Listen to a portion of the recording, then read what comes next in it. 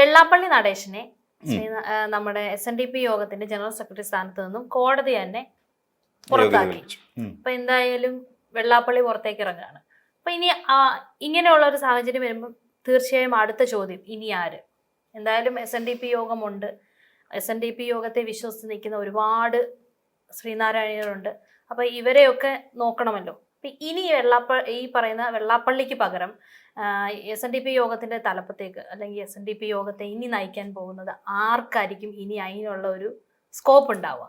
ഇപ്പൊ നമ്മള് നോക്കുന്ന ചില കാര്യങ്ങൾ, ഇതിനു മുമ്പ് 2021 ഈ വെള്ളാപ്പള്ളി നടേശനുമായി ബന്ധപ്പെട്ടുകൊണ്ട് ഒരു കേസ് ഉണ്ടാവുകയും അന്ന് പാനലിലേക്ക് കൊടുത്തിരുന്ന ആൾക്കാരും ഒക്കെ നിലവിലുണ്ട്. ഈ എന്താണ് SNDP യോഗമെന്നും എന്തൊക്കെയാണ് അതിന്റെ ഉദ്ദേശ ലക്ഷ്യങ്ങളെന്നും വെള്ളാപ്പള്ളിയിലൂടെ അല്ല നമ്മൾ അറിയേണ്ടത്. കാര്യം വെള്ളാപ്പള്ളി ശ്രീനാരായണ ഗുരുദേവന്റെ ആദർശങ്ങളിൽ നിന്നും ശ്രീനാരായണ ഗുരുദേവൻ ഉയർത്തിപ്പിടിച്ച മൂല്യങ്ങളിൽ നിന്നും ഒക്കെ പിന്നോട്ട് പോയിക്കൊണ്ടിരിക്കുന്ന ഒരാൾ തന്നെയാണ്. ഇനി വേണ്ടത് എന്താണെന്ന് ചോദിച്ചു കഴിഞ്ഞാൽ, ശ്രീനാരായണ മൂല്യങ്ങളിൽ അടിയുറച്ച് വിശ്വസിക്കുന്ന ഒരു നേതൃത്വമായിരിക്കണം SNDP യോഗത്തെ നയിക്കേണ്ടത്.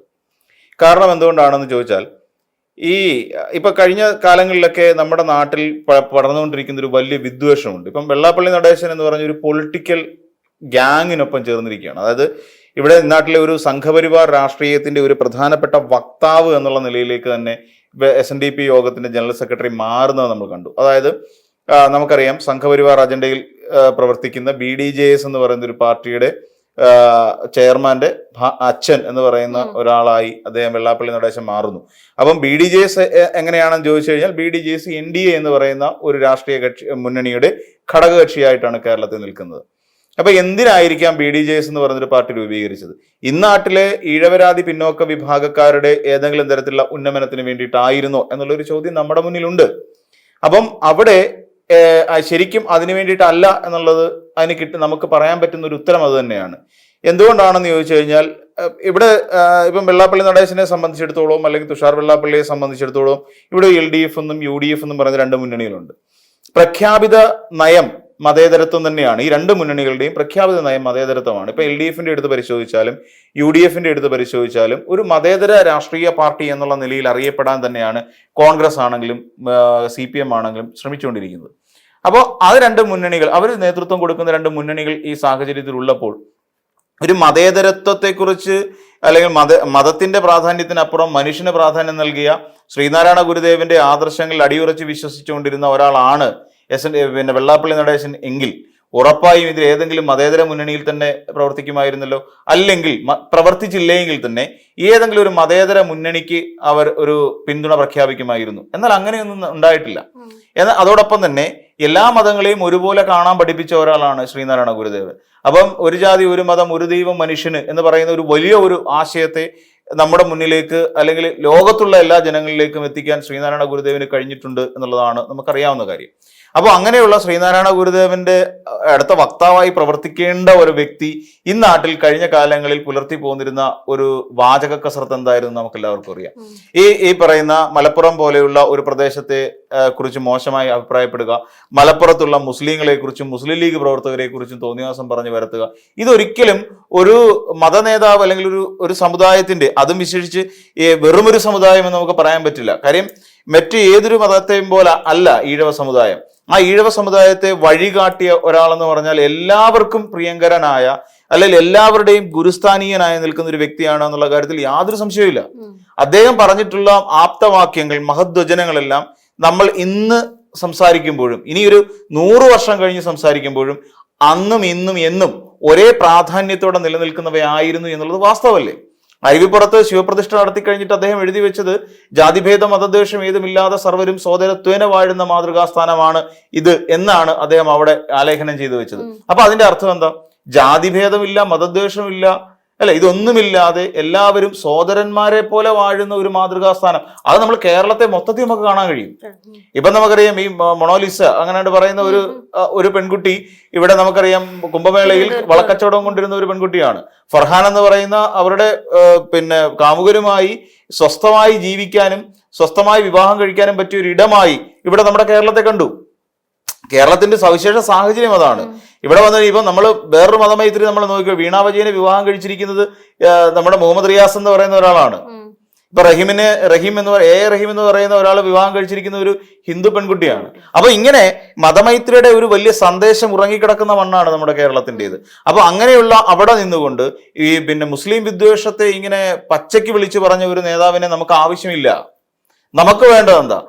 ഇപ്പം ഒരു ശരിക്കും പറഞ്ഞ SNDP യോഗം പോലെയുള്ള ഒരു സംഘടന ശരിക്കും പ്രവർത്തിക്കേണ്ടത് ശ്രീനാരായണ ദർശനങ്ങളിൽ അടിയുറച്ചു നിന്നുകൊണ്ടാണ്. അപ്പം അവിടെ ഈ പറയുന്ന പോലെ അതിനനുഗുണമായ ഒരു വ്യക്തിത്വമാണ് വരേണ്ടത്. അതായത് ആ മൂല്യങ്ങളിൽ അടിയുറച്ചുകൊണ്ട് ഒരു നല്ല മനുഷ്യനായി ജനങ്ങളെ കാണാൻ കഴിയുന്ന. അപ്പൊ അതിനുള്ള യോഗ്യത ആർക്കായിരിക്കും ശരിക്കും? ഇപ്പോ നമ്മൾ പരിശോധിക്കുകയാണെങ്കിൽ ഇപ്പം എനിക്ക് തോന്നുന്നു ശ്രീനാരായണ സഹോദര ധർമ്മവേദി എന്ന് പറയുന്ന ഒരു സംഘടന എതിരായി പ്രവർത്തിക്കുകയും ചെയ്യുന്നുണ്ട്. 2021 ഇതുമായി ബന്ധപ്പെട്ടുകൊണ്ട് ഒരു നോമിനേഷൻ കൊടുത്തൊരു വ്യക്തിയുണ്ട്, സൗത്ത് ഇന്ത്യൻ ആർ വിനോദ് എന്ന് പറഞ്ഞിട്ട്. അദ്ദേഹത്തിന്റെ ഒരു പാനൽ ഇപ്പോഴും കൊടുത്ത ആ നാമനിർദ്ദേശ പത്രിക ഇപ്പോഴും നിലവിലുണ്ട്. ആ നാമനിർദ്ദേശ പത്രിക തള്ളിക്കളഞ്ഞിട്ടില്ല. 2021 മുതൽ അദ്ദേഹം നിയമയുദ്ധം നടത്തിക്കൊണ്ടിരിക്കുകയാണ്. അതായത് ഒരു സ്വന്തം പിണിയാളുകളെ വെച്ചുകൊണ്ട്, അങ്ങനെ തന്നെ പറയുന്നത് ശരി, സ്വന്തം പിണിയാളുകളെ വെച്ചുകൊണ്ട് ആ നാമനിർദ്ദേശ പത്രികയ്ക്കകത്ത് തെറ്റുണ്ടായിട്ടും അംഗീകരിപ്പിക്കാൻ വേണ്ടി പരിശ്രമിച്ചു. എന്നാൽ അവിടെ നിന്ന് അദ്ദേഹം ഈ പറയുന്ന സൗത്ത് ഇന്ത്യൻ ആർ വിനോദ് നേരെ കോടതിയിലേക്കാണ് പോകുന്നത്, അല്ലാതെ അതിനെ നേരിട്ട് എതിർക്കുകയല്ല. അപ്പൊ അവിടെ നിന്ന് നേരെ കോടതിയിലേക്ക് പോകുന്നു. കോടതി പോയിട്ട് തെരഞ്ഞെടുപ്പ് വിജ്ഞാപനം ക്യാൻസൽ ചെയ്യുന്ന നടപടിയിലേക്ക് വന്നു. കരുനാഗപ്പള്ളി മുനിസിപ്പൽ കോർട്ടിലേക്കാണ്, കൊല്ലത്ത് നേരെ കരുനാഗപ്പള്ളി മുനിസിപ്പൽ കോർട്ടിലേക്ക്. അപ്പൊ അവിടെ എത്തി. പിന്നീട് അവിടെ ഈ പറയുന്ന വീണ്ടും 2026 ഒരു വിജ്ഞാപനം പുറപ്പെടുവിക്കുന്നു. ആ 2026 തെരഞ്ഞെടുപ്പ് വിജ്ഞാപനത്തിനെതിരായും അദ്ദേഹം കേസ് ഫയൽ ചെയ്യുന്നു.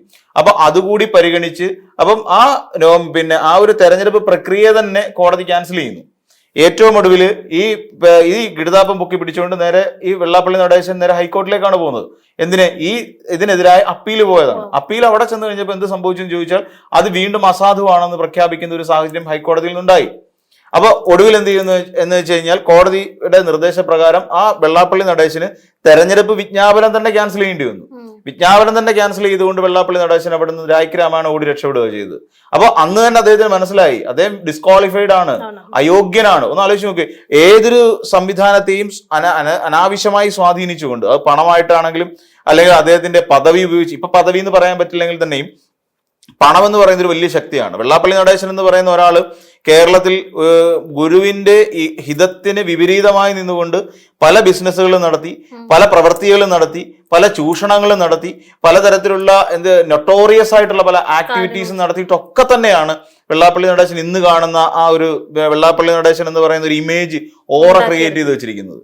അപ്പൊ ഇതെല്ലാം ഞാൻ നേരത്തെ സൂചിപ്പിച്ച പോലെ ഇതെല്ലാം ശ്രീനാരായണീയ ദർശനങ്ങൾക്ക് ഘടകവിരുദ്ധമാണ്. ഇതാണ് വസ്തുത. അപ്പൊ അങ്ങനെ ഇദ്ദേഹം ചെയ്ത് കാണിച്ചു കൊടുത്തു. ഈ സ്വന്തം സമുദായത്തെ വഞ്ചിച്ചു. അതായത് ഇപ്പൊ നമുക്കറിയാം, മൈക്രോ ഫിനാൻസ് തട്ടിപ്പ് പോലെയുള്ള തട്ടിപ്പുകൾ നടത്തിക്കൊണ്ട് സ്വന്തം സമുദായത്തിനെ ഇവിടെ നിന്ന് കിട്ടുന്ന ചെറിയ പലിശയ്ക്കുള്ള സാധനം വലിയ പലിശയ്ക്ക് പുറത്തു കൊടുത്തു. ഇതാണ് ചെയ്തത്. അതായത് പിന്നോക്ക വിഭാഗങ്ങളുടെ ഉന്നമനത്തിന് വേണ്ടിയിട്ടാണ് ഇങ്ങനെ ഒരു ഫണ്ട് വരുന്നത്. ഈ ഫണ്ടിനെ മൈക്രോ ഫിനാൻസ് ആക്കിക്കൊണ്ട് ഈ ഫണ്ട് കൂടിയ പലിശയ്ക്കാണ് സ്വന്തം സമുദായത്തിൽപ്പെട്ടവർക്ക് കൊടുത്തത്. വഞ്ചനയെന്ന് ആലോചിച്ച് നോക്കൂ. ഇവിടെ നമ്മൾ വേറൊരു കാര്യം കൂടെ, ഇവിടെ തെരഞ്ഞെടുപ്പുകൾ വരികയല്ലേ, ഇടത് വലത് മുന്നണികളുടെ തെരഞ്ഞെടുപ്പ് വരുന്നു. അപ്പൊ ഇവിടെ ഈഴവരാതി പിന്നോക്ക വിഭാഗക്കാരുടെ പ്രാതിനിധ്യം ഉറപ്പാക്കാൻ വേണ്ടിയിട്ട് എന്ത് നടപടിയാണ് വെള്ളാപ്പള്ളി നടേശൻ സ്വീകരിച്ചിട്ടുള്ളത്? ഒരു നടപടിയും സ്വീകരിച്ചിട്ടില്ല. ഇതുവരെ അങ്ങനെ ഒരു ആവശ്യം പോലും മുന്നോട്ട് വെച്ചിട്ടില്ല. ഇത്ര ഈഴവർക്ക് ഒരു തരത്തിൽ പറഞ്ഞ പ്രാതിനിധ്യം നൽകണം എന്നുള്ള നിലയിൽ എപ്പോഴാണ് പറഞ്ഞിട്ടുള്ളത്? ഇടതുപക്ഷത്തിനോട് പറഞ്ഞിട്ടുണ്ടോ? UDF-നോട് പറഞ്ഞിട്ടുണ്ടോ? ഇവരോട് ആരോടും പറഞ്ഞിട്ടില്ല. ഇത് വെള്ളാപ്പള്ളിയുടെ ഏറ്റവും വലിയ ഡ്രോബാക്ക് ആണ്. അപ്പൊ എന്നിട്ടാണോ ഈ സമുദായ സംരക്ഷകനാണ് എന്നുള്ള പുറമോടി അണിഞ്ഞ് ജീവിക്കുന്നത്? അതേ സമുദായ സംരക്ഷകനല്ല, സമുദായ വഞ്ചകനാണ് പച്ചയ്ക്ക് പറഞ്ഞാൽ. അപ്പൊ ഇതിലൊന്നും പെടാതെ നിന്നുകൊണ്ട് സമുദായത്തെ രക്ഷിക്കണമെന്നും ഈ ഈഴവ സമുദായമല്ല ശ്രീനാരായണീയ സമൂഹമാണ് എന്ന് വ്യക്തമായ ബോധ്യത്തോടു കൂടി പ്രവർത്തിക്കുന്ന ഒരാളായിരിക്കണം ഇനി വരേണ്ട ജനറൽ സെക്രട്ടറി സ്ഥാനത്തേക്ക് വരേണ്ടത്. അദ്ദേഹത്തിന് സ്വന്തം സമുദായത്തിനുള്ളിലുള്ള ഓരോ വ്യക്തിയോടും ഒരു സ്നേഹം ഉണ്ടാവണം. അതായത് ആ സമുദായത്തിനകത്തുള്ള ഒരാളെ പോലും വഞ്ചിക്കില്ല എന്ന് ദൃഢനിശ്ചയം എടുത്ത ഒരാളായിരിക്കണം. അല്ലെങ്കിൽ വഞ്ചന എന്ന് പറയുന്ന ഒരു കാര്യം ജീവിതത്തിൽ ഒരിക്കലും കൊണ്ടുനടക്കാത്ത ഒരാളായിരിക്കണം.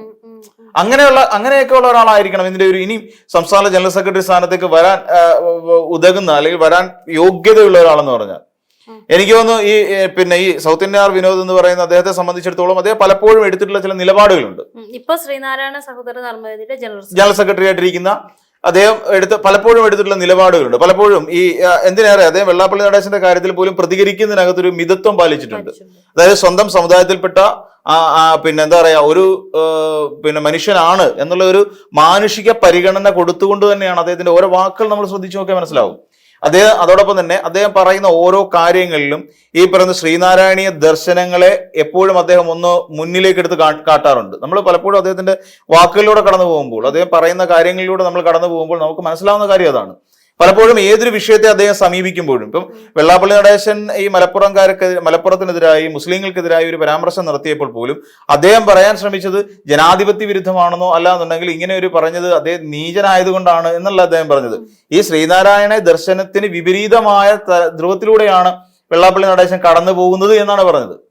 പലപ്പോഴും ഒരു ശത്രുവിനോട് പോലും പെരുമാറുന്നതിനകത്ത് അദ്ദേഹം ഒരു മിതത്വം കാത്തു സൂക്ഷിക്കുന്നുണ്ട് എന്നുള്ളതാണ്. അപ്പൊ അത്തരത്തിലുള്ള വ്യക്തികളാണ് ശരിക്കും ഇനിയും SNDP പോലെയുള്ള ഒരു വലിയ ഒരു ബഹുജന സംഘടനയുടെ തലപ്പത്തേക്ക് വരേണ്ടത് എന്നാണ് നമ്മൾ മനസ്സിലാക്കിയെടുത്തോളം കാണുന്നത്. കാര്യം അത്രത്തോളം പ്രസക്തി അദ്ദേഹത്തിനുണ്ട്. ഇത്രയും കാലം അടിച്ചമർത്തപ്പെട്ട് കിടന്നവർക്ക് ഇനിയെങ്കിലും ഒരു മോചനം ഉണ്ടാവണമെങ്കിൽ അങ്ങനെയുള്ള ആൾക്കാർ, അങ്ങനെയുള്ള മോചനം എന്ന് മാത്രമല്ല, അവര് വഞ്ചിക്കപ്പെടരുത്.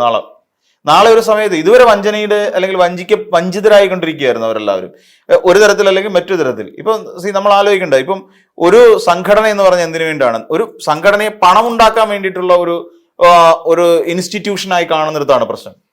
അതായത് സംഘടനയിലേക്ക് വരുന്നു, സംഘടനയുടെ മേധാവിയായിരുന്നു കൊണ്ട് എനിക്ക് പണം ഉണ്ടാക്കണം എന്ന് പറയുന്ന ഒരു ആശയം എപ്പോൾ നമ്മുടെ ഉള്ളിൽ കയറുന്നോ അതോടുകൂടി നമ്മളുടെ വ്യക്തിത്വം നഷ്ടപ്പെടുന്നു. വ്യക്തിത്വം നഷ്ടപ്പെടുക എന്നതിനോടൊപ്പം തന്നെ നമ്മൾ തകർക്കുന്നത് ആ സംഘടനയാണ്. ഒരു സാമുദായിക സംഘടന തകരുമ്പോൾ ഈ സ്വാഭാവികമെന്നോണം തകരുന്നത് ഒരു വലിയ സമുദായം തന്നെയാണ്.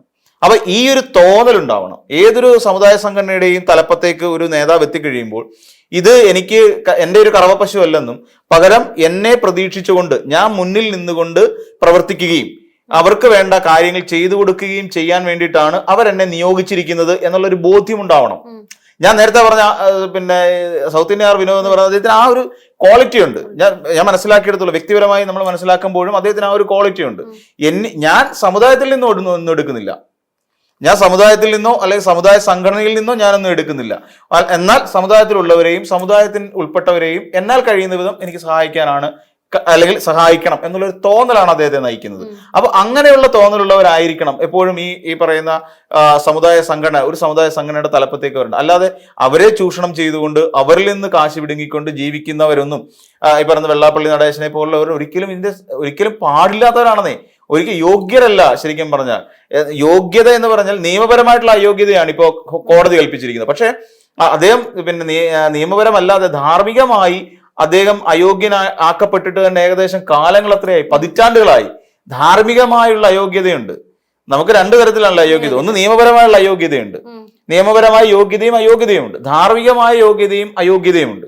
ഇതില് നിയമപരമായ അയോഗ്യനാണ്, ധാർമ്മികമായും അദ്ദേഹം അയോഗ്യനാണ്. ഇത് സമുദായത്തിന് വേണ്ടി ധാർമ്മികമായ പ്രവൃത്തികളാണ് ചെയ്യേണ്ടത്. ഇതൊന്നുമില്ല.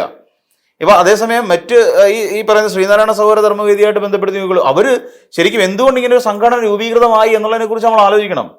അതിനുള്ളിലേക്ക് എന്തുകൊണ്ടാണ് ഇത്രയധികം ആളുകൾ? കഴിഞ്ഞ ദിവസം തന്നെ കൊല്ലത്ത് നടത്തിയ ഒരു വലിയ പരിപാടിയുണ്ട്. എന്തോരം ജനങ്ങളാണ് കൊല്ലത്ത് ആ ഒരു ആഹ്ലാദ പ്രകടനത്തിനിടയിലേക്ക് വന്ന് കയറിയത്. കാരണം എന്താ? അത്രയും ആളുകൾ വെള്ളാപ്പള്ളിക്ക് എതിരാണ് എന്നാണ് നമ്മൾ മനസ്സിലാക്കേണ്ടത്. അത്രയും ആളുകൾ അതെന്ന് വെച്ചാൽ പിന്നെ അതിൽ വന്നിരിക്കുന്നത് വെറുക്കുന്ന റെപ്രസെന്റേറ്റീവ്സ് ആണ്. അതെല്ലാവരും ഈ പറഞ്ഞ കുടുംബത്തിൽ നിന്ന് ഇറങ്ങിയവരൊന്നും അല്ല. അതല്ല, ആ റെപ്രസെന്റേറ്റീവ് എന്നുള്ള നിലയിലാണ് അത്രയും പേര് പങ്കെടുത്തത്. അപ്പം ഈ ഓരോ റെപ്രസെന്റേറ്റീവ്സിന് പിന്നിലും എത്രയധികം ആളുകൾ വേറെ ഉണ്ടാവും, വെള്ളാപ്പള്ളിയുടെ ആ കിരാത ഭരണത്തെ വെറുക്കുന്നവരും എതിർക്കുന്നവരും. അപ്പൊ അങ്ങനെയുള്ളവരാണ് ഇപ്പൊ നിരത്തിലേക്ക് ഇറങ്ങിയത്, പുറത്തേക്ക് ഇറങ്ങിയത്. അപ്പൊ അവരുടെ കുടുംബത്തിലുള്ളവർക്കും ഇതേ ആറ്റിറ്റ്യൂഡ് തന്നെയായിരിക്കും. അപ്പം ഒരാൾ വരുമ്പോൾ അദ്ദേഹത്തെ ചുറ്റിപ്പറ്റിക്കൊണ്ട് ഒരു 5 കുടുംബക്കാരുണ്ടെങ്കിൽ ഒരു 500 പേര് പങ്കെടുത്ത ഒരു പരിപാടിയിൽ എത്ര പേര് വരുമെന്ന് ആലോചിച്ച് നോക്കൂ. എത്ര പേർക്ക് വെള്ളാപ്പള്ളിയുടെ എതിർപ്പുണ്ടെന്ന് മനസ്സിലാക്കാം, ഈസി ആയിട്ട് നമുക്ക് മനസ്സിലാക്കാൻ കഴിയുന്നേ ഉള്ളൂ. അപ്പം അതിന്റെ ഒരു സംഘടനാ സംവിധാനം ബലപ്പെട്ടു വരുന്നു എന്നുള്ളതാണ് നമ്മൾ ഇതിൽ നിന്ന് മനസ്സിലാക്കേണ്ടത്. കഴിഞ്ഞ ദിവസം കൊല്ലത്ത് സംഭവിച്ച ആ ഒരു പരിപാടിയിൽ നമ്മൾ കാണുന്ന ഇത് തന്നെയാണ് എൻ്റെ ഒരു അഭിപ്രായം. ആ സമുദായ സംഘടനയെ നേരായ വഴിക്ക് നയിക്കാൻ കഴിയുന്ന ധാർമ്മികമായും നിയമപരമായും യോഗ്യതയുള്ളവരായിരിക്കണം മുന്നിലേക്ക് വരേണ്ടത്.